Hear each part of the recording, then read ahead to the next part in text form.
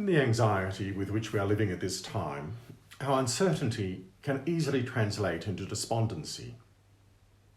We see video clips of large sporting events, gatherings of people socialising and enjoying life, rallies of one kind or another, and we wonder when we will ever experience these opportunities again. Our Year 12 students are being denied the many rituals that mark the end of their school years. We feel the constraint of not being able to be with our families and friends who are interstate or overseas, especially at times of sickness and death.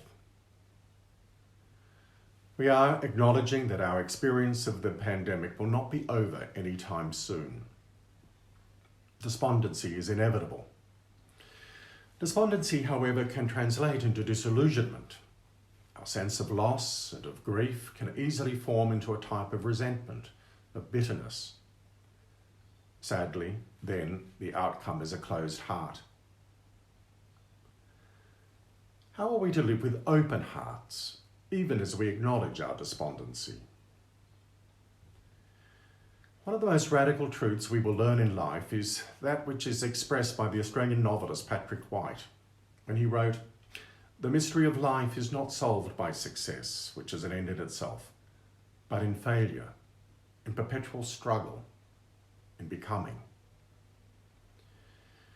We can spend our whole life learning the meaning of this. It confuses us, given that it is the opposite of what we want.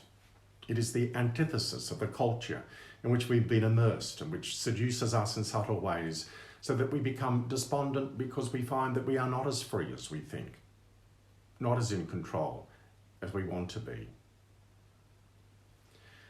Yet as life's deepest commentary, the gospel teaches us a countercultural truth. Something becomes possible in the very shattering of our hopes, in the experience of disillusionment.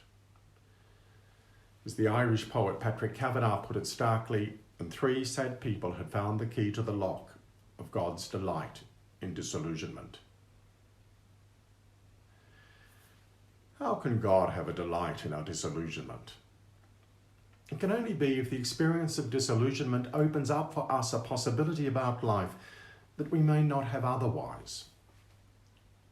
The Australian artist Michael Leunig expressed it this way when he wrote, "When the heart is cut or cracked or broken, do not clutch it, let the wound lie open. Let the wind from the good old sea blow in to bathe the wound with salt, and let it sting. Let a stray dog lick it, let a bird lean in the hole and sing a simple song like a tiny bell, and let it ring." It is the possibility to which we are invited by the scene given us in the Gospel of this Sunday.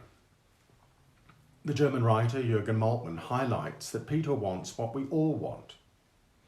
We naturally love strength, power, and success. We want to achieve. We want to be immune from suffering, frustration, and contempt. The figure of Peter in today's Gospel personifies this attitude deep within each of us that wants at all costs to avoid suffering, to be spared the pain of disillusionment. As Moltmann describes the scene, there is the man fighting his way up who wants his goals and ideals to be impossible, powerful, victorious, promising success.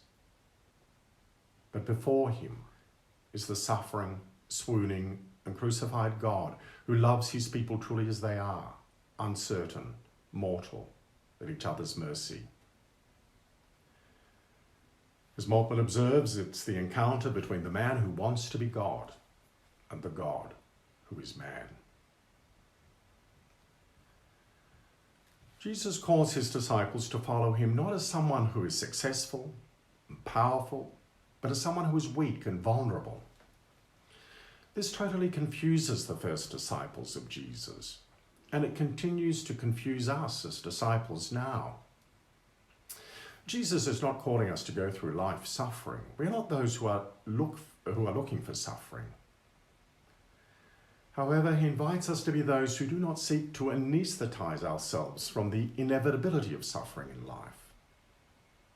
Our discipleship of the one who will be crucified invites us to engage the unavoidable suffering in our journey in such a way that we might recognize through our suffering that in the end we need one another, that we cannot go it alone.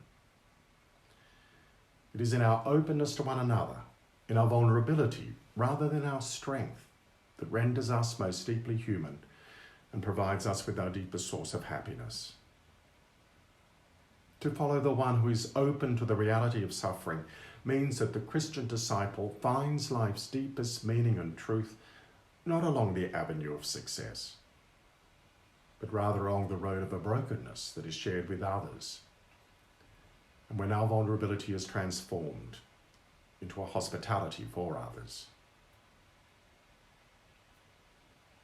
And every hurt in our life is an invitation to see life in a new and deeper way. In the depth of our hurt, however it presents itself, we learn the most important thing we will learn in life. Happiness comes when we share our weakness and our hurts.